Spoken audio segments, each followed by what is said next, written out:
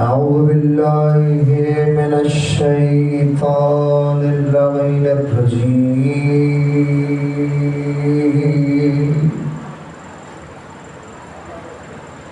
بسم الله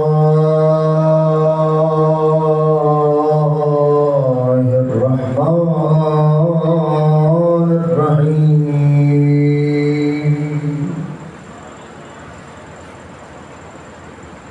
الحمد لله الذي لا يبلغ مدحته القائلون ولا يحصي نعماءه العادون ولا يؤدي حقه المجتهدون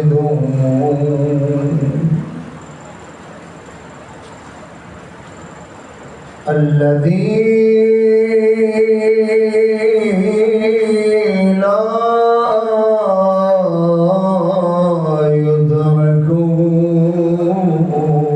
بعد الهمم ولا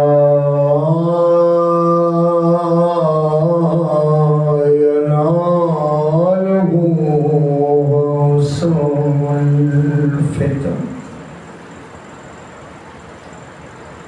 الذي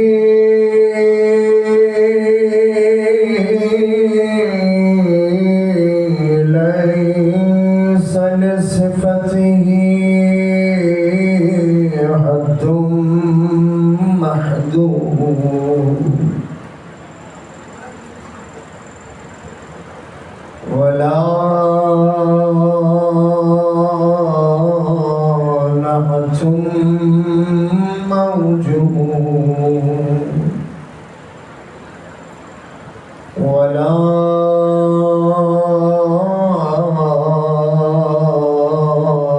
وقت مغدود ولا أجل ممدود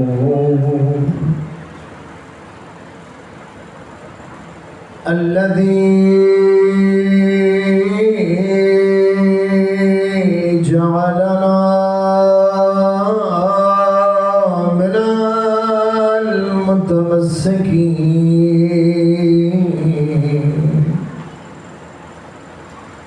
بولاية مولى الموحدين أمير المؤمنين علي بن أبي طالب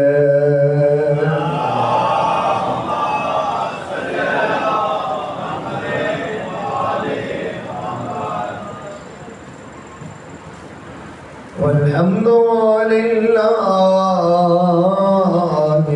رب العالمين الصلاة والسلام على أشرف الأنبياء والمرسلين وعلى أهل بيته الطيبين الطاهرين المعصومين المظلومين أما بعد فقد قال الله تبارك وتعالى في محكم كتابه فبسم الله الرحمن الرحيم ورفعنا بعضهم فوق بعض درجات آمنت بالله وصدق الله العلي العظيم صلوات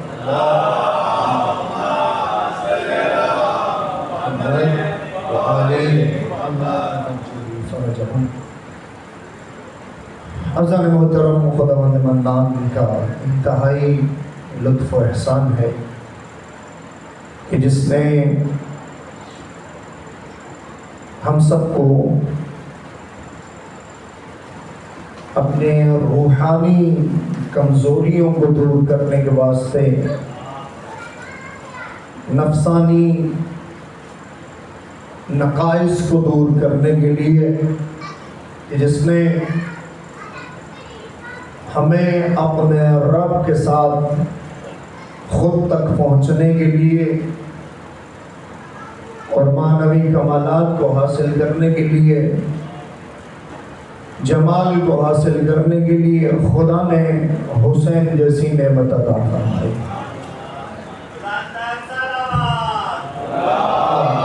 صلی اللہ علیہ وسلم۔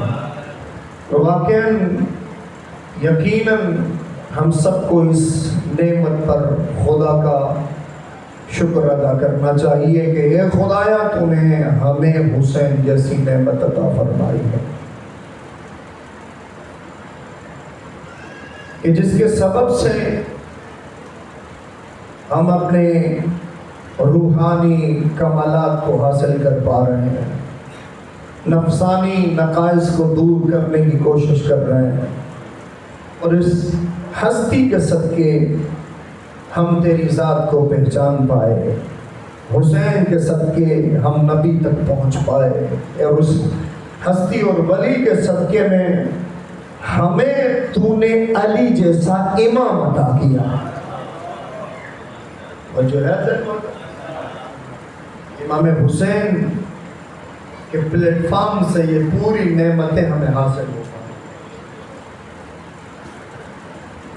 چونکہ میرا موضوع عادت نہیں ہے کہ موضوع سے ہٹ کے گفتگو کی جائے،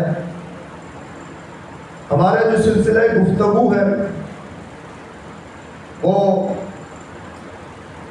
خصائص اہل بیت علیہم السلام، اور کوشش ہوگی کہ اہل بیت کی ذات پر کم از کم ایک نشست ہماری کمپلیٹ ہو۔ اور ابتدائی گفتگو میں نے یہ عرض کیا تھا کہ جب تک دو چیزیں سمجھ میں نہیں آئیں گی، اہل بیت کے فضائل اور خصوصیات سمجھ میں نہیں آئیں گی، اور انسان کی بنیادی کمال اور جمال میں دو چیزوں کا ہونا ضروری ہے، ایک فضیلت کا ہونا اور ایک خصوصیت کا ہونا۔ ہر روز اس بات کے دہرانے کی ضرورت اس لیے محسوس کر رہا ہوں کہ اگر کوئی نیا مومن، نیا چہرہ میری پہلی مجلس میں ہو تو اس کو گفتگو سمجھنے میں آسانی ہو جائے، تاکہ اس کو بات کو سمجھنے میں اور کور کرنے میں آسانی ہو۔ ہم نے عرض کیا تھا کہ دو چیزیں، ایک فضیلت ہوتی ہے، ایک خاصیت ہوتی ہے۔ فضیلت کو ہر کوئی انسان حاصل کر سکتا ہے، جیسے نماز جیسی فضیلت ہے، روزے جیسی فضیلت ہے، اس کو ہر کوئی انسان حاصل کر سکتا ہے، یہ عام ہے، یہ عمومی ہے۔ لیکن خاصیت کو حاصل کرنا ہر انسان کے بس کی بات نہیں ہوتی۔ جس کو اللہ وہ خصوصیات اور نعمتیں عطا کر دے، اس کے علاوہ کوشش کرنے کے باوجود بھی کوئی ان کو حاصل نہیں کر سکتا۔ صلوات اللہ محمد علیہ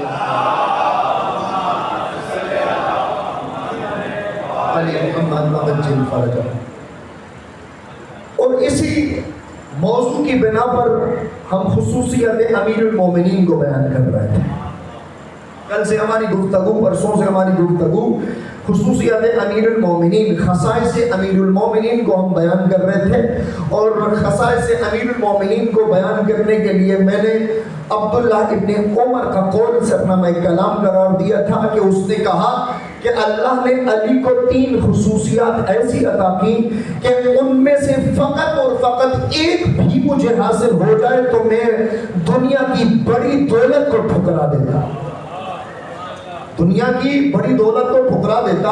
اور وہ پہلی فضیلت اور خصوصیت یہ تھی کہ اللہ تعالیٰ نے، عبداللہ ابن عمر کا قول ہے کہ پہلی خصوصیت جو امیر المومنین کو حاصل ہوئی وہ یہ ہے کہ اللہ تعالیٰ کے نبی نے خیبر کے دن علم کو علی کے حوالے کیا تھا۔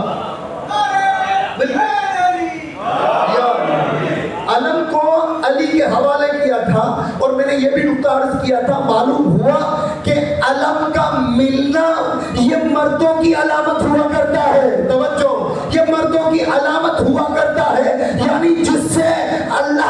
نبی علم حوالے کر دے، معلوم ہوتا ہے مردانگی اس سے حاصل ہوتی ہے۔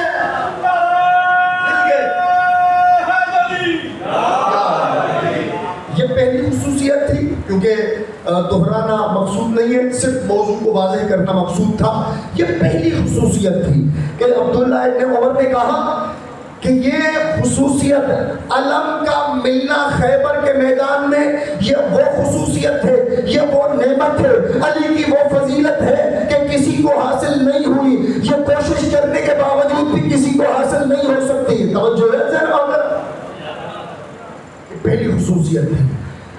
آج ہم دوسری خصوصیت پڑھنے جا رہے ہیں کہ دوسری خصوصیت کیا ہے علی کی، اور یہ جو قول ہے عبداللہ ابن عمر کا کہ 3 خصوصیات علی کو حاصل ہوئی، یہ فقط اور فقط 3 خصوصیات نہیں، یہ تو فقط ایک قول میں نقل کر رہا ہوں۔ اگر علی کی خصوصیات کو اور فضائل کو پڑھنے پہ بیٹھ جاؤ گے، اٹھا کے تاریخ کو اٹھا کے ورق گردانی شروع کر دو گے، تو علی کے اتنے فضائل اللہ کے نبی نے بیان کیے ہیں کہ انسان کے زبان کی لکنت ختم ہو جائے گی، علی کے فضائل کی ابتدا ہی نہیں ہو پائے۔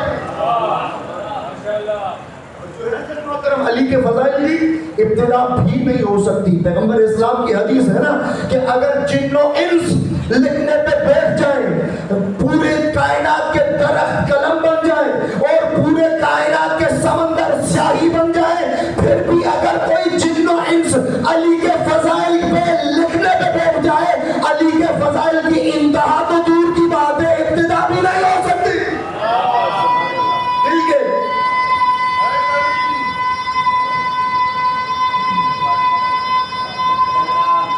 ماشاءاللہ، یا اللہ، تھوڑا بچوں کے ساتھ ساتھ دیجئے گا، نعروں میں اگر خود نہیں لگا سکتے تو نوجوانوں کا ساتھ دیتے رہیے گا۔ حضرت محترم، پہلی خصوصیت تھی کہ علی کو اللہ کے نبی نے خیبر کے میدان میں علم عطا کیا۔ دوسری خصوصیت عبداللہ ابن عمر کہتا ہے کہ وہ خصوصیت اللہ نے علی کو ایسی عطا کی کہ کائنات میں کسی نبی کو حاصل نہیں ہے، کسی ولی کو حاصل نہیں ہے، کسی انسان کو حاصل نہیں ہے۔ آپ کو انتظار ہے کہ دوسری فضیلت کیا ہے، دوسری خصوصیت کیا ہے؟ عبداللہ ابن عمر نے کہا دوسری علی کی خصوصیت یہ ہے کہ علی فاطمہ الزہرا کے شوہر قرار دیے گئے۔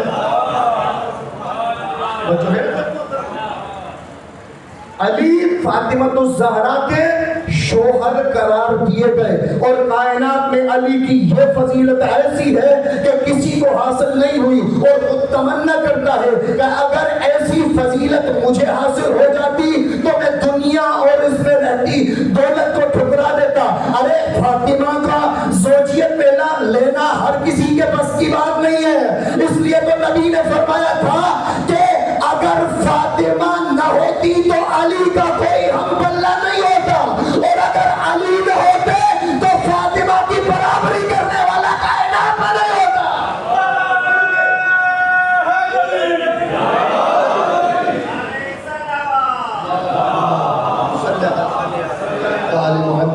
اور کون ہے فاطمہ؟ سننا چاہتے ہو قصیدے کی صورت میں جہاں پہ بھی جناب سیدہ کا ذکر ہوتا ہے ضرور اس قصیدے کو پڑھتا ہوں۔ کون فاطمہ؟ شہزادی کونین فاطمہ، مادر حسنین فاطمہ، جو ملکۃ الدارین ہے، جو حسنین کی مادر ہے، جو قرآن کی طرح صدیق ہے، جو کعبے کی طرح پاک ہے، کرم جس کے گھر کا غلام ہو جائے، شرافت جس کے گھر کی کنیز ہو جائے، علم جس سے فضیلتوں کی بھیک مانگتا ہو، دست مصطفیٰ جس کے لیے لہل ہو جائے، دست مصطفیٰ جس کے لیے رہل بن جائے، ارے علی جس کا حاشیہ پاک بن جائے، حسنین جس کا ترجمہ بن جائے، زینب جس کی تفسیر ہو جائے، مریم و حوا جیسی بیبیاں مکنا اور چادر اوڑھ کے جس قرآن عصمت کی تلاوت کرے اسے فاطمہ زہرا کہا جاتا۔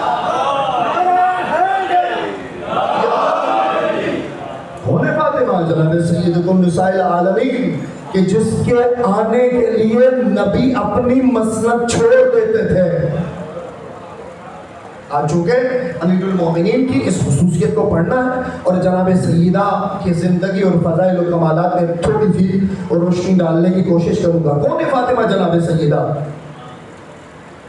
کہ جس کے بارے میں عبداللہ ابن عمر فرماتے کہتے ہیں کہ یہ فضیلت اللہ نے فقط اور فقط علی کو عنایت کی، فقط اور فقط علی۔ یہ علی کی خصوصیات میں سے ہے کہ اللہ نے علی کو پہلی خصوصیت علم کا ملنا اور دوسری خصوصیت جناب سیدہ کا عقد علی کی ذات سے کروایا. یہ خصوصیت ایسی ہے کہ جس کو کوئی نبی حاصل نہیں کر سکتا, کوئی ولی حاصل نہیں کر سکتا, کوئی انسان اس کو حاصل نہیں کر سکتا. اور فاطمہ الزہرا جناب سیدۃ النساء العالمین کہ جس کے بارے میں پیغمبر اسلام نے فرمایا کہ اگر علی نہ ہوتے تو فاطمہ کا کوئی برابری کرنے والا نہ ہوتا, ہم پلہ نہ ہوتا. اور اسی وجہ سے اس فضائل و کمالات سے, جناب سیدہ کے فضائل و کمالات کی بنا پر رسول خدا جب بھی جناب سیدہ آتی تھی تو اپنی مسند کو چھوڑ دیا کرتے تھے.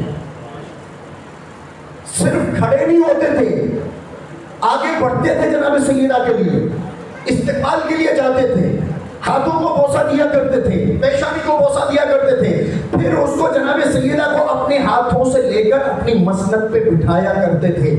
اب توجہ ہے اذان محترم, جملہ آپ کی سماعتوں میں نظر کرنے جا رہا ہوں. اذان محترم, یہ فضیلت علی و بطول کی ہے کہ مسند فاطمہ کے حوالے کی, منبر علی کے حوالے کیا.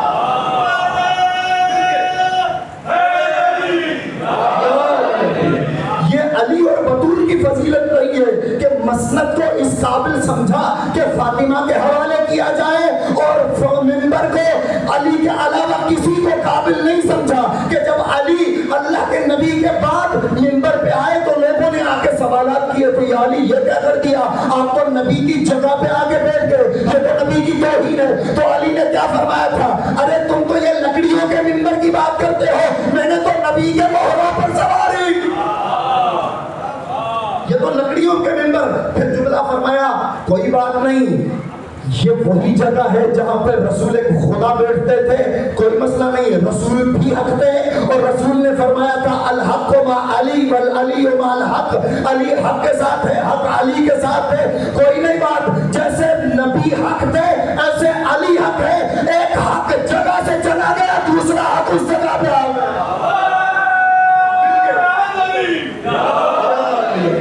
صلوات پڑھے محمد والے محمد وعلی محمد عجل فرجہ. جناب سیدہ سیدۃ النساء العالمین, بہت سارے فضائل اور کمالات ہیں جناب سیدہ کے. اور اگر جناب سیدہ کی خصوصیات کو پڑھنے بیٹھ جاؤ گے تو جناب سیدہ کی ایسی ایسی خصوصیات ہیں کہ کوئی بھی ان خصوصیات میں جناب سیدہ کے ساتھ شامل نہیں ہے, کوئی ان خصوصیات کو حاصل نہیں کر سکتا. میں ایک کی جانب اشارہ کرتا ہوا آگے بڑھوں گا. عزیز محترم, جناب سیدہ کی جب ہم خصوصیات کو پڑھنے بیٹھتے ہیں تو پہلی خصوصیت جو کائنات میں کمال کی خصوصیت ہے, کائنات میں نبی کو بھی وہ خصوصیت حاصل نہیں ہے. کیا خصوصیت ہے کہ جناب سیدہ وہ ہستی قرار پائی کہ جس کے بارے میں رسول فرماتے ہیں فاطمہ ام ابیہا, فاطمہ اپنے باپ کی بھی ماں ہے, اپنے باپ کی ماں ہے. اچھا, یہ جب رسول گرامی قدر نے یہ جملہ ارشاد فرمایا اور جناب رسول خدا جناب سیدہ کے لیے اٹھ کے استقبال کیا کرتے تھے, اپنی مسند پہ بٹھایا کرتے تھے, جناب سیدہ کے ہاتھوں کو چوما کرتے تھے, تو نبی کی زوجائیں بھی تھیں جو جناب سیدہ کے احترام کو خاصا اہمیت نہیں دیتی تھی.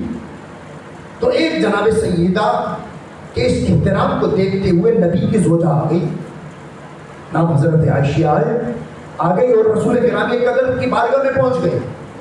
یا رسول اللہ, ہم نے کائنات میں نہیں دیکھا کہ کوئی باپ اپنی بیٹی کا اتنا احترام کرتا ہو, ہم نے کائنات میں نہیں دیکھا کہ باپ اپنی بیٹی کو اپنی جگہ پر بٹھاتا. یا رسول اللہ, ہم نے نہیں دیکھا کہ کوئی باپ اپنی بیٹی کے ہاتھوں پر چوما کرتے تھے, بوسہ کیا کرے, یا اپنی بیٹی کے پیشانی کو چوما کرے, ہم نے نہیں دیکھا. جب یا رسول اللہ ہم نے نہیں دیکھا تو آپ اتنا احترام کیوں کرتے ہیں فاطمہ کا, آپ اتنا احترام کیوں کرتے ہیں جناب سیدہ کا, فاطمہ کو اتنی اہمیت کیوں دیتے ہیں؟ سوال تو بنتا ہے, ظاہر سی بات ہے ام المومنین اپنے آپ کو ام المومنین کے درجے پر اپنے آپ کو محسوس کرنے والی عورت اگر دیکھے کہ میں مومنین کی ماں ہوں اور میرا شوہر آ کے جو مومنین کا باپ ہے، روحانی باپ ہے، وہ آ کے میری ہی بیٹی، چاہے وہ سگی ہو یا سگی نہ ہو، میری ہی بیٹی کے ہاتھ چومے، مجھے اتنا احترام کیوں نہیں دیتے، مجھے اتنا پروٹوکول کیوں نہیں دیتے، فاطمہ کو کیوں دیتے؟ پہنچ گئی بات، یا رسول اللہ ہم نے تو نہیں دیکھا، آپ کیوں کرتے ہیں اتنا احترام، آپ اتنا پروٹوکول کیوں دیتے ہیں فاطمہ کو، سیدہ کو پروٹوکول کیوں دیتے ہیں؟ اچھا یہ جو جملہ ہے ام و ابی، اس کی وجوہات بھی علماء نے بیان کی ہیں، لیکن اس سوال کے بعد میں ان وجوہات کو بیان کرنے کی سعادت حاصل کروں. صلوات علی محمد وعلی محمد. یا رسول اللہ آپ کیوں اتنا احترام کرتے ہیں؟ ظاہر سی بات ہے اگر گھر میں باپ ہو اور اس کی زوجہ ہو اور باپ جو ہے اپنی بیٹی کو زیادہ احترام دے، اس کی رسپیکٹ زیادہ کرے، اس کے لیے جگہ ہموار کرے، اس کے ہاتھوں پر بوسہ دے، تو ہم بھی خیال کرتے ہیں، کافی سارے بزرگان میرے سامنے تشریف فرما ہے، اگر ہمارے گھر میں بھی ایسا کام کیا جائے تو ہم بھی سوال اٹھاتے ہیں. ہو سکتا ہے جو بچی ہے اس کے بھائی سوال اٹھائیں، اس کی بہنیں سوال اٹھائیں کہ ہمیں اتنا پروٹوکول کیوں نہیں دیا جاتا اور اسے کیوں اتنا پروٹوکول دیا جاتا ہے، اس کا اتنا احترام کیوں کیا جاتا ہے. رسول کی بارگاہ میں بھی اسی طرح ام المومنین حضرت عائشہ نے سوال کیا، یا رسول اللہ آپ کیوں احترام کرتے ہیں، کیوں احترام کرتے ہیں؟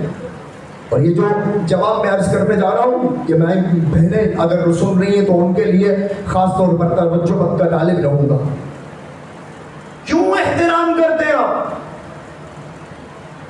ہم نے نہیں دیکھا تاریخ میں، ہم نے اپنی زندگی میں نہ تاریخ میں سنا ہے نہ پڑھا ہے کہ کسی باپ نے اپنی بیٹی کا اتنا احترام کیا ہو. آپ کیوں احترام کرتے ہیں؟ آپ کیوں اتنی فضیلت دیتے ہیں فاطمہ کو؟ اب جناب رسول اکرام یہ قدر جواب فرماتے ہیں. ایک کنیز خدا سن، جب مجھے معراج پہ لے جایا گیا تو وہاں پہ ظاہر سی باتیں مختلف مناظر مجھے دکھائے گئے. جب حضرت رسول خدا کو معراج پہ لے جایا گیا تو مختلف مناظر دکھائے گئے. رسول کرام یہ قدر فرماتے ہیں جب میں ساتویں آسمان پہ پہنچا اور جنت کے مناظر مجھے دکھائے گئے، جیسے ہی میں آسمان پہ داخل ہوا تو میرے سامنے بہت سارے مناظر تھے، بہت سارے منظر تھے میرے سامنے. ان میں سے ساتویں آسمان تک میں جب پہنچا تو میں نے بہت سارے درختوں کو دیکھا، لیکن ایک درخت کے سامنے میں رک گیا. فَوَقَفْتُ عَلَى شَجَرَةٍ مِّن شَجَرِ الْجَنَّةِ. ایک درخت کے سامنے، یہ درخت ہے، جب میری نگاہ اس درخت پہ پڑی، پہلی نگاہ میری اس درخت پہ ہوئی تو مجھے اس درخت نے خود روک دیا. جملے کیا ہے؟ فَوَقَفْتُ، میں خود رکا، میں خود رکا، روکا نہیں گیا. جبرائیل کا حکم نہیں تھا، خدا کا حکم نہیں تھا. فرمایا کہ میں خود رکا. یا رسول اللہ کیوں رکے؟ سوال تو بنتا کیوں رکے؟ درخت تو باقی بھی تھے، لیکن اس درخت کے سامنے کیوں رکے؟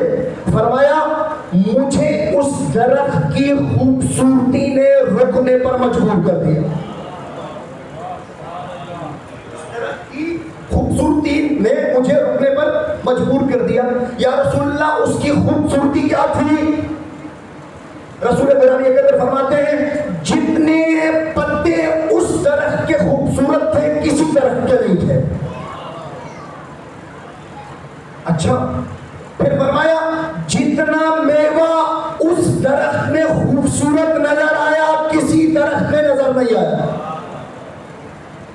جتنی ٹہنیاں اس درخت کی خوبصورت تھی کسی درخت کی نہیں تھی.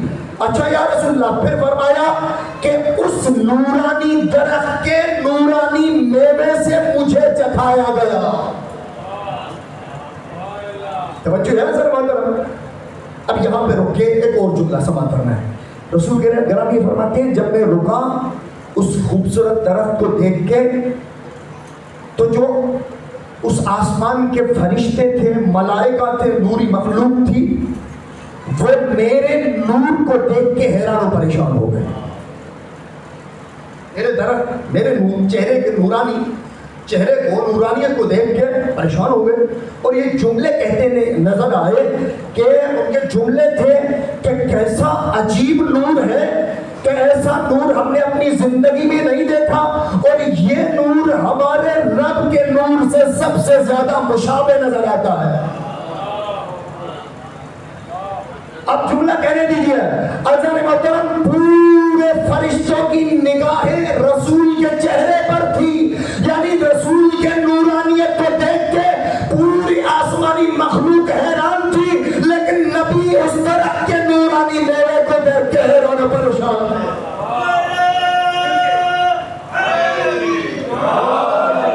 اس میوے کو دیکھ کے حیران و پریشان تھے. فرمایا پھر اس نورانی درخت سے، اس میوے سے مجھے چکھایا گیا، اور اس میوے کے ذریعے سے صلب فاطمہ میرے صلب میں منتقل کر دیا گیا. میرے صلب میں منتقل کر دیا گیا. اب وہ جواب دیتے ہیں ام المومنین کو. جناب رسول خدا فرماتے ہیں آپ نے سوال کیا کہ میں کیوں اتنا فاطمہ کا احترام کرتا ہوں، کیوں جناب سیدہ کے چہرے کو دیکھتا ہوں، کیوں میں اس کے ہاتھوں پر بوسہ دیا کرتا ہوں. جناب سید رسول خدا فرماتے ہیں کہ اس لیے کہ جب بھی مجھے کائنات میں فاطمہ کے آنے کے بعد ان مناظر کو دیکھنے کا شوق ہوتا ہے، ان مناظر کے دیکھنے کا اشتیاق ہوتا ہے، میں فاطمہ کو دیکھتا بھی ہوں، فاطمہ کے چہرے پر بوسہ بھی دیا کرتا ہوں.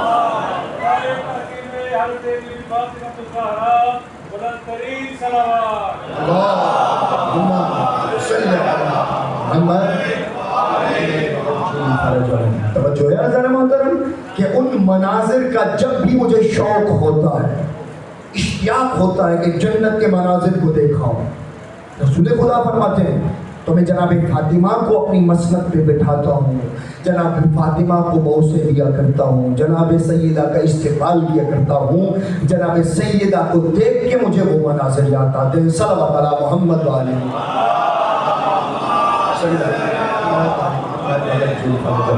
توجہ ہے حضرت محترم. پہلی خصوصیت جناب سیدہ کی کیا بیان کی کہ جناب سیدہ ام ابیہا ہے. کیا ہے؟ ام ابیہا ہے، جو اپنے باپ کی بھی ماں ٹھہری. اچھا یہ کیوں؟ رسول گرامی قدر نے فرمایا 9 وجوہات بیان کیے ہیں علماء کرام نے. آیت اللہ بشیر نجفی نے اپنے رسالے صوت النجف میں 9 وجوہات علماء کی تحقیق بیان کی ہے. ان میں سے فقط چند کو میں بیان کرنے کی سعادت حاصل کروں گا. پہلی خصوصیت کہ نبی نے کیوں فرمایا کہ فاطمہ میری ماں ہے. فاطمہ میری ماں ہے. پہلی وجہ اس لیے نبی نے فرمایا کیونکہ پیغمبر اسلام فاطمہ کا ایک ماں کی طرح احترام کیا کرتے تھے. جس طرح گھر میں حکم ہے کہ اپنی ماں کا احترام کرو، ماں کو فضیلت دو، ماں کا خیال رکھو. پیغمبر اسلام کیا کیا کرتے تھے؟ جناب سیدہ کا ایک ماں کی طرح احترام کیا کرتے تھے. ایک ماں کی طرح احترام کیا کرتے تھے. گویا کہ رسول گرامی قدر نے سمجھا دیا اے جناب سیدہ کی محبت کو جھٹلانے والوں، یہ فاطمہ کو نہیں جھٹلاتے، محمد کی ماں کو جھٹلایا جا رہا ہے. محمد کی ماں. دوسری وجہ علماء لکھتے ہیں، صاحب لکھتے ہیں اس لیے جناب رسول خدا نے ام ابیہا کا لقب دیا فاطمہ کو کیونکہ جناب سیدہ رسول خدا کا اس طرح احترام کیا کرتی تھی جیسے ماں ایک اپنے بیٹے کا احترام کیا کرتی. ماں ایک بیٹے کا احترام کیا کرتی ہے. اور واقعاً سیرت میں ملتا ہے کہ جب بھی پیغمبر اسلام کسی جنگ پہ جانا چاہتے تھے تو آخر میں الوداع جناب سیدہ سے کرتے تھے، آخر میں الوداع جناب سیدہ سے کرتے تھے، اور جب بھی جنگوں سے واپس آیا کرتے تھے پہلا سلام جناب سیدہ پہ کرتے تھے۔ اور جناب سیدہ کس طرح بیٹوں کی طرح جناب پیغمبر اسلام کا خیال کیا کرتی تھی، ٹریٹ کیا کرتی تھی، جب بھی پیغمبر اسلام کو کوئی تکلیف ہوتی تھی جیسے ماں تڑپ کے رہ جاتی ہے، جناب سیدہ اپنے باپ کے لیے تڑپ کے رہ جاتی۔ آپ نے سنا ہوا ہے جناب سیدہ جنگوں میں جا کے جناب رسول خدا جب زخمی ہوا کرتے تھے مرہم پٹی کیا کرتی تھی، اور اس خیال نے جناب سیدہ کہ اس خیال نے اور مرہم پٹی نے اتنا عظیم معرکہ برپا کیا کہ رسول خدا کو فرمانا پڑا کہ فاطمہ تو میری ماں ہے، تو میری ماں ہے۔ تو جناب سیدہ کیا سبق دینا چاہتی ہے کہ اپنے باپ کا احترام ایسے کیا جائے۔ ایک بیٹی کو اپنے ماں باپ کے لیے کیسا ہونا چاہیے، ایک بیٹی کو اپنے ماں باپ کے لیے کتنا احترام ہونا چاہیے، ان کی کس انداز میں خدمت کرنی چاہیے، جناب سیدہ سبق دے۔ اور ہمارے معاشرے میں یہ چیزیں بہت دور تک دکھائی نہیں دیتی۔ رات کو میں نے عرض کیا تھا امام سید سجاد نے کیا ارشاد فرمایا، جو بچے اپنے والدین کی بوڑھے والدین کی خدمت کرتے ہیں میں خود سید سجاد آ کے ان کی شفاعت کروں۔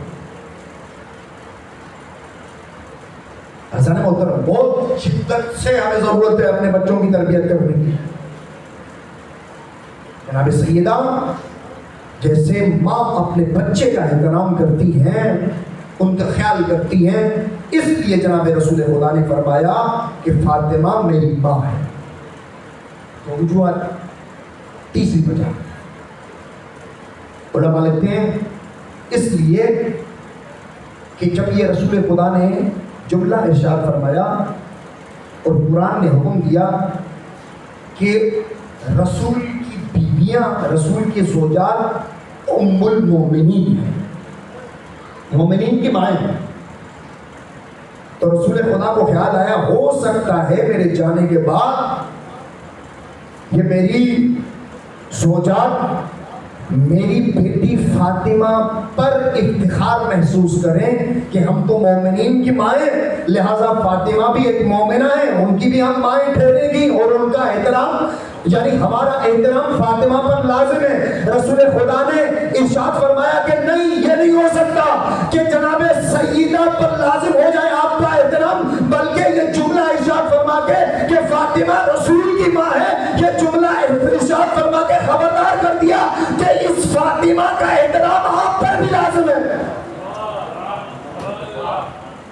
کسی کو اجازت نہیں ہے کہ فاطمہ پہ فخر و مباحت کرے اور فاطمہ پر اپنے احکامات کو جاری کرنے کی کوشش کرے، نہیں، فاطمہ میری ماں ہے، فاطمہ میری ماں ہے، کہ جب جیسے رسول کا احترام آپ پر لازم ہے، رسول کی ماں کا احترام بھی آپ پر لازم ہے، رسول کی ماں کا احترام بھی آپ پر لازم ہے۔ یہ وجہ بنی کہ پیغمبر اسلام نے جناب سیدہ کو اپنی ماں کا درجہ عطا کیا، اپنی ماں کا درجہ دلایا کہ یہ فاطمہ کوئی عام ہستی نہیں ہے، اس کا احترام آپ پر لازم ہے۔ میری جہاں پر مومنین پہ احترام لازم ہے، وہاں پر میری زوجات پر بھی لازم ہے کہ فاطمہ کا احترام کریں۔ کسی کو اجازت نہیں ہے کہ فاطمہ کو کوئی تکلیف پہنچائے۔ تین وجوہات ہوں گے، چوتھی وجہ صلوات علی محمد علیہ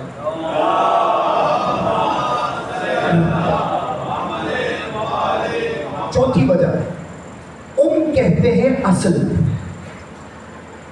جڑ کو کہا جاتا ہے لفظ کو جڑ کو کہا جاتا ہے، کہا جاتا ہے اصل کو، اور ایک اور معنی بھی بیان کی گئی ہے، کہتے ہیں پناہ گاہ کو۔ جب آپ لغت کو اٹھا کے دیکھیں گے کہا جاتا ہے پناہ گاہ کو. ماں کو عربی زبان میں کہا جاتا ہے. ابیہا.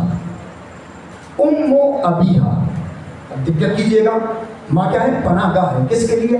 اپنی اولاد کے لیے ماں پناہ گاہ ہے. پناہ گاہ ہے. اب یہ پناہ گاہ کب ثابت ہوگی؟ کس چیز، کس نقصان سے پناہ گاہ؟ تعریف نے بیان کیا ہے.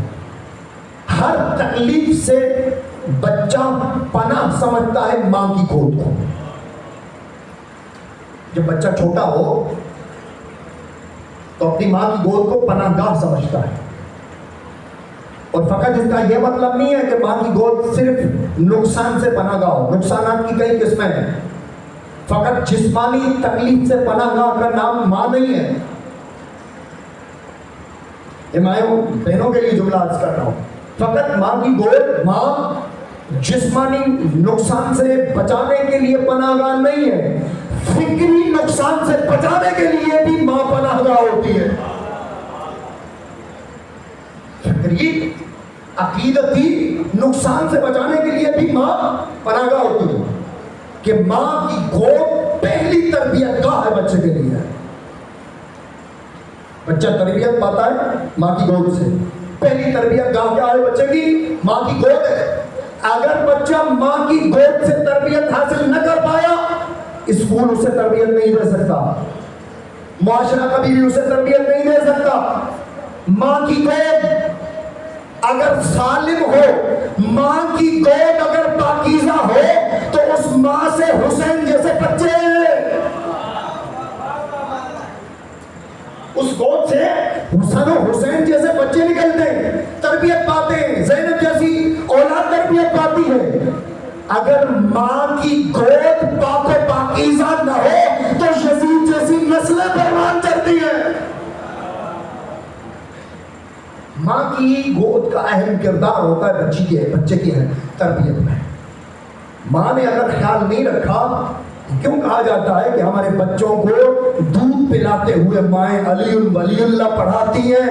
اس لیے جب بھی اس بچے کے سامنے نبی نے کیا فرمایا کہ جب بھی اپنی ماں کی گود سے جس بچے کو علی ولی اللہ پڑھایا جائے تو اس بچے کے سامنے اگر پوری کائنات کی دولت سمیٹ کے رکھ دی جائے اور کہا جائے کہ علی سے دشمنی رکھ، کبھی بھی وہ بچہ علی کو دشمن نہیں رکھ سکتا.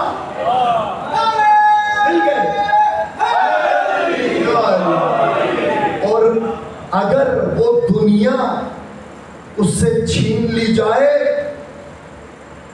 اور کہا جائے یا سمیٹ کر دنیا کا رکھا جائے اور کہا جائے کہ علی کو چھوڑ دو، تو کبھی بھی وہ علی کو نہیں چھوڑے گا.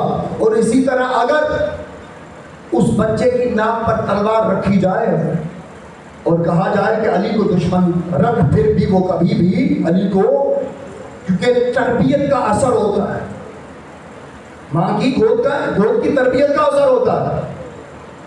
اگر ماں کی تربیت نہ ہو پائی، ہمارے معاشرے میں یہ المیہ، ہم سمجھتے ہیں کہ اسکول تربیت گاہ ہے ہمارے بچوں کی، وہ ٹیچر اس کو سمجھا دے گا، وہ قاری صاحب ہے نا، وہ پڑھا دیں گے اس کو علی ولی اللہ، وہ تربیت کر دیں گے بچوں کی.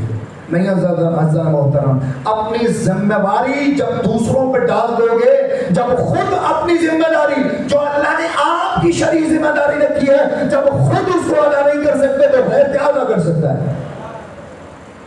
اس پہ کیا بھروسہ ہے؟ اب تربیت کا جملہ سنو گے، ہو سکتا ہے پچھلے سال میں نے پڑھا ہو یا نہیں پڑھا ہو، پھر سے دوہرا رہا ہوں. جناب سیدہ سلمان محمدی فرماتے ہیں، اے لمنی فاطمہ کتاب کا نام ہے، صاحب کتاب نے لکھا ہے. فضائل بھی ہیں، فضائل بھی پڑھ سکتے ہیں، لیکن دل چاہتا ہے کہ تربیت کے حوالے سے چند باتیں ہوش گزار کی جائیں. سلمان محمدی فرماتے ہیں، دخلت علی بیت فاطمہ، میں جناب سیدہ کے دروازے میں اور گھر میں داخل ہوا، اچانک سے داخل ہوا. میں نے کیا دیکھا کہ گھر کے دو کونے ہیں، 4 کونے ہوتے ہیں. فرمایا کہ ایک کونے میں حسنین میں سے کوئی ایک بچہ رو رہا ہے، جھولے میں رو رہا ہے، اور دوسرے کونے میں جناب سیدہ بیٹھ کے چکی پہ آٹا پیس رہے، چکی پہ آٹا پیس رہے۔ جو ہی میں داخل ہوا تو میں نے یہ منظر دیکھا اور میں بڑھا کہ حسنین میں سے جو بچہ رو رہا ہے اس کو جھلا دیا تاکہ وہ خاموش ہو جائے۔ لیکن جو ذمہ داری آپ کی اپنی ہے، اللہ نے آپ کی قرار دی ہے، وہ آپ اپنی ذمہ داری کو کسی اور کو نہیں دے سکتے۔ جناب سیدہ اس واقعے میں یہی سمجھانا چاہتی ہیں۔ سلمان محمدی فرماتے ہیں کہ میں جیسے ہی بڑھا تو جناب سیدہ نے مجھے آواز دی، سلمان نہیں، یہ کام میرا ہے، یہ کام میرا ہے، میں نے اس کو انجام دینا ہے، آپ میری جگہ پہ آ جائیں۔ کیا جواب سمجھانا چاہتی ہیں؟ جناب سیدہ سمجھانا چاہتی ہیں کہ جس طرح بچے کی دیکھ بھال ایک ماں کر سکتی ہے کوئی غیر نہیں کر سکتا۔ سلمان محمدی ہے، کیا سلمان محمدی کی تربیت میں کمی ہوگی؟ کیا سلمان محمدی نہیں جانتے کہ بچوں کو کیسے تربیت کرنا ہے؟ لیکن جناب سیدہ فرماتی ہیں نہیں، یہ کام ایک ماں کا ہے۔ چھوٹا بچہ ہے، چھوٹے بچے کے معاملات میں ماں زیادہ جانتی ہے، ماں چھوٹے بچے کی تربیت بہتر کر سکتی ہے، اس کو کس چیز کی ضرورت ہے ماں زیادہ جان سکتی ہے، کوئی غیر نہیں جان سکتا اتنا، کوئی غیر اتنا خیال کہاں کر سکتا ہے؟ بچے کو کیا ضرورت ہے؟ جو بچہ بول نہیں سکتا اس کے بارے میں ماں زیادہ بہتر جانتی ہے۔ سلمان نہیں، آپ میرے کام پہ آ جائیں، یہ چکی کا کام آپ کریں اور بچے کو میں اٹھاؤں گی۔ جناب سلمان محمدی وہاں آئے، چکی کے قریب آئے، جناب سیدہ نے جا کے اٹھایا۔ ایک سبق یہ ہے کہ ماں جیسی تربیت کر سکتی ہے کوئی غیر نہیں کر سکتا، چاہے کتنا بھی خیال کرنے والی دائی اور یہ نرس وغیرہ کچھ جو بھی نام ہو اس کو دے، وہ اتنی تربیت نہیں کر سکتی۔ سلمان محمدی آئے، قریب آئے، چکی کے قریب آئے، کیا دیکھا؟ اس کیل پہ جو چکی کے اندر جس میں ہاتھ سے پکڑ کے گھمایا جاتا ہے، پرانے دور میں جو بزرگ احباب ہیں وہ بہتر جانتے ہیں، وہ چکی سے آٹا جب پیسا جاتا ہے تو وہ کیا کیا جاتا ہے، اس میں گندم ڈالی جاتی ہے اور ہاتھ سے پکڑ کے اس کو آٹا پیسا جاتا ہے۔ سلمان محمدی کہتے ہیں جیسے ہی میں قریب آیا میں نے اس کیل پہ نگاہ کی، جیسے ہی نگاہ کی تو مجھے خون کے آثار نظر آئے۔ خون کے آثار، کس کے خون کے آثار تھے؟ جناب سیدہ اس چکی کو چھوڑ دی گئی، دیکھا پریشان ہوا، قریب آ جناب سیدہ کے قریب آئے، بنتے پیغمبر یہ کیا منظر ہے، یہ کیا منظر ہے، میں کیا دیکھ رہا ہوں، یہ خون کے نشان کیسا ہے؟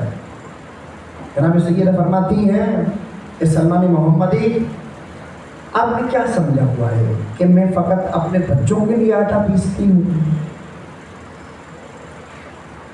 نہیں سلمان محمدی، یہ جو مدینے کے غریب و فقراء ہیں ہر لمحے میں آ کے میرے دروازے پہ کھڑے ہو جاتے ہیں، کوئی یہ صدا بلند کرتا ہے میرے بچے 3 دن سے بھوکے ہیں، کوئی یہ صدا دیتا ہے میرے بچے 2 دن سے بھوکے ہیں، کوئی یہ صدا دیتا ہے کل سے ہم نے کچھ نہیں کھایا، اے سیدہ ہمیں آٹا دے دو۔ یہ آٹا پیستے پیستے اتنی دیر تک میں پیستی رہتی ہوں کہ میرے ہاتھوں میں ورم پڑ گئے ہیں، میرے ہاتھوں میں خون کے نشان پڑ گئے۔ کیا ہے جناب سیدہ کا علم، کتنا خیال ہے جناب سیدہ، کتنا بے قرار تھی مدینے کے فقراء اور مساکین کے لیے۔ ہمیں تکلیف ہوتی ہے گھر میں سے آٹا اٹھا کے فقیر کو دینے، جناب سیدہ کا عالم یہ ہے کہ پیستے پیستے ہاتھوں میں نشان پڑ گئے۔ کتنا خیال ہے، کتنا، یہی وجہ ہے کہ جناب سیدہ اتنے کمال تک فائز پہنچے۔ جب امیر المومنین کی ذات کو دیکھتے ہیں کہ رات کو دیر دیر سے بوریاں اٹھا اٹھا کے مدینے کے فقیروں مساکین کو دیتے ہیں، تقسیم کر، تاکہ کوئی مسکین بھوکا فقیر بھوکا نہ سو جائے۔ گھر میں آتے ہیں، دیکھتے ہیں تو جناب سیدہ کہ یہ عالم ہے، کیا تربیت کی ہے جناب رسول خدا نے جناب سیدہ کی۔ صلوات علی محمد۔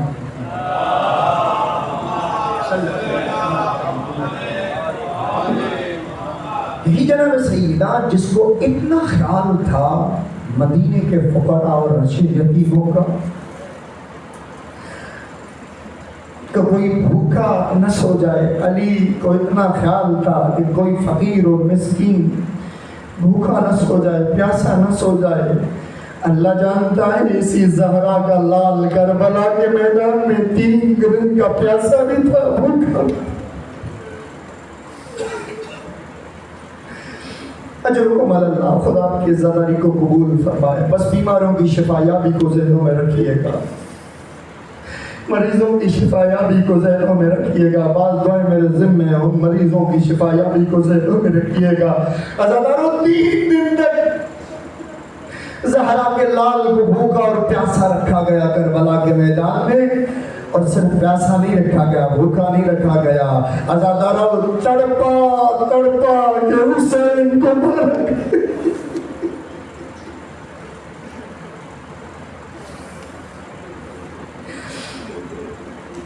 اجرکم علی اللہ، خدا آپ کی عزاداری کو قبول فرمائے۔ عزاداروں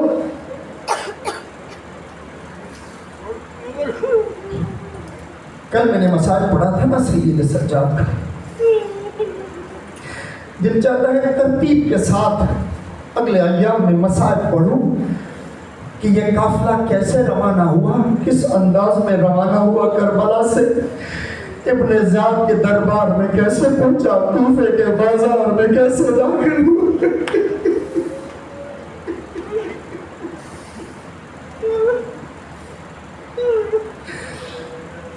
راوی بیان کرتا ہے کربلا کے بعد 11 محرم کو ابن سعد نے اسماعیل نے حکم دیا سپاہیوں کو کہ جلدی کرو، مخدرات عصمت کو کوفے لے جایا جائے، کوفے لے جایا جائے۔ عزاداروں جب کوفے کے قریب یہ قافلہ پہنچا نا، اب وہ انداز بیان نہیں کر رہا کہ الوداع علی کی بیٹی نے اپنے بھائی کو کیسے کیا۔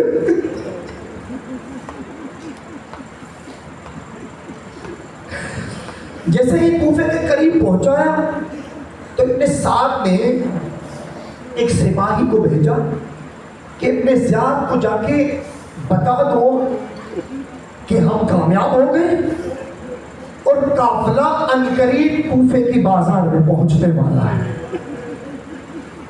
بالکل آرام کے ساتھ منزل بمنزل کوشش ہوگی کہ مسائل یہاں اگلے ایام میں پڑھوں۔ عزاداروں جیسے ہی ابن زیاد کو معلوم ہوا کہ قافلہ قریب پہنچا ہے، اس نے حکم دیا کوفے کے تمام تر سپاہیوں کو حکم دیا کہ خبردار ہر بازار کے چوک پہ سپاہی کھڑے کیے جائیں اور کسی آدمی کو اجازت نہیں ہے کہ کسی اسلحے کے ساتھ اپنے گھر سے باہر نکلے۔ پھر ساتھ میں حکم دیا کہ طبل بجانے والوں کا اہتمام کیا جائے، نگارا بجانے والوں کا اہتمام کیا جائے، اور ساتھ میں حکم دیا گیا کہ قافلہ جو پہنچنے والا ہے اس کے سرداروں کو بلایا جائے اور تخت سجایا جائے۔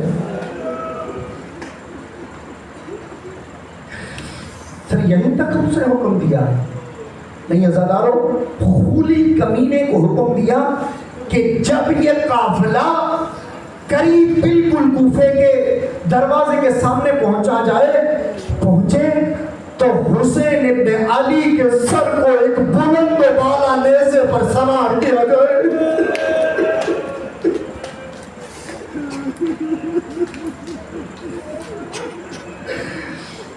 اللہ، خدا آپ کی عزاداری کو قبول فرمائے۔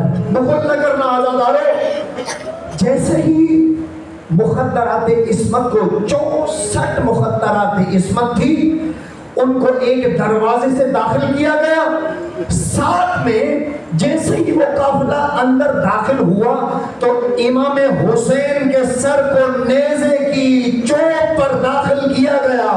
عزادارو، جیسے ہی امام حسین کی اس نیزے کو آتے ہوئے دیکھا، سکینہ تڑپ کے روئی، ام کلثوم تڑپ کے روئی، جناب زینب کی نگاہ جیسے ہی حسین کے سر پر پڑی، ام النور میں دیکھ کے فرماتی ہے، اے میرے لال، تو روز عاشور چودھری کے چاند کہاں غروب ہو گئے؟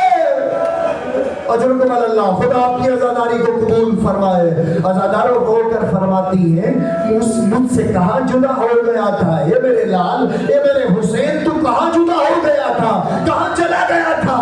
اس کے بعد سیدہ نے 4-5 بین دیے۔ عزاداروں سنو گے، مشکل انداز میں بیان کیے ہیں، اور رو کر فرماتی ہیں، یا اخی ای المصائب اشتقا، اے میرے بھائی حسین، میں آپ کے جانے کے بعد کس مصیبت کو بیان کروں، حال دل سے بیان کرنا چاہتی ہے۔ اے میرے حسین، آپ جب اس دنیا سے چلے گئے، گردن پہ 13 ضربیں چلی گئی، اے میرے لال، اے میرے حسین، میری چادر کو چھین لیا گیا، میری سکینہ کو تماچے مارے گئے۔ اجرکم اللہ، خدا آپ کی عزاداری کو قبول فرمائے۔ اے میرے لال، اے میرے حسین، میں کس مصیبت کو بیان کروں کہ مجھے کس انداز میں یہاں تک پہنچایا گیا، میرے سر پہ چادر نہیں۔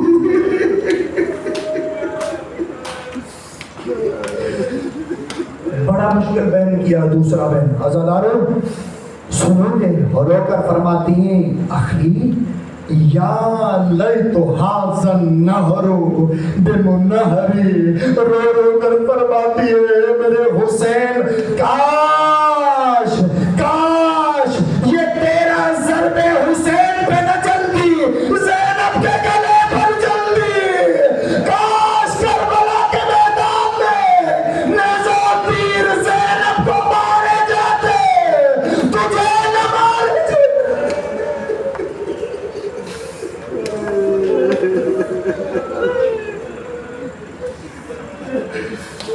کاش یہ 13 ضربے 12 ضربے زینب کے گلے پر چلتی۔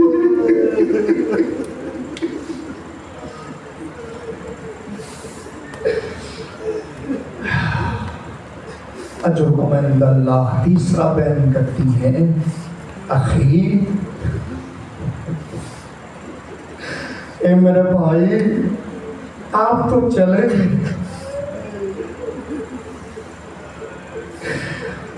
حال دل سے بیان کرتی ہیں، اے میرے بھائی، کربلا کے میدان میں 13 ضربے کھانا آسان ہے،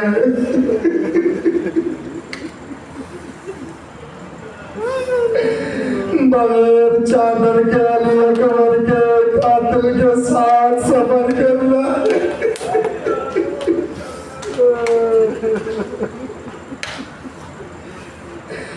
بغیر چادر کے سکینہ کو تماچے کھاتے ہوئے دیکھنا۔ اے اخی، اے بھائی، کربلا میں ضربے کھانا آسان تھی، تو چلا گیا، میرا سلام کہنا نانا محمد کو، میرا پیغام دینا نانا۔ حال دل سے بیان کرتی ہے، نانا، جو زینب آپ کے روزے پہ رات کے ٹائم پہ آتی تھی، نانا دیکھ، آپ کی زینب کے سر پہ چادر نہیں ہے۔ اجرکم اللہ، نانا، میں گھوڑے کفن حسین کو چھوڑ کے تیری زینب سفر کر رہی ہے۔ عزاداروں، اس کے بعد ایک اور بیان کیا، اے بھائی حسین، آپ تو چلے گئے، لیکن میرا سلام کہنا میرے بابا علی کو،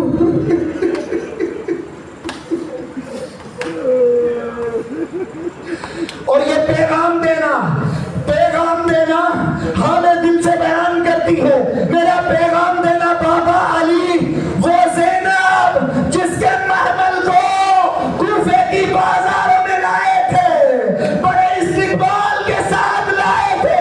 آتے وہ کوفے کی بازار ہے, زینب کے سر پہ چادر نہیں, کلثوم بغیر چادر کے حسین کے سر نیزے پہ بلند.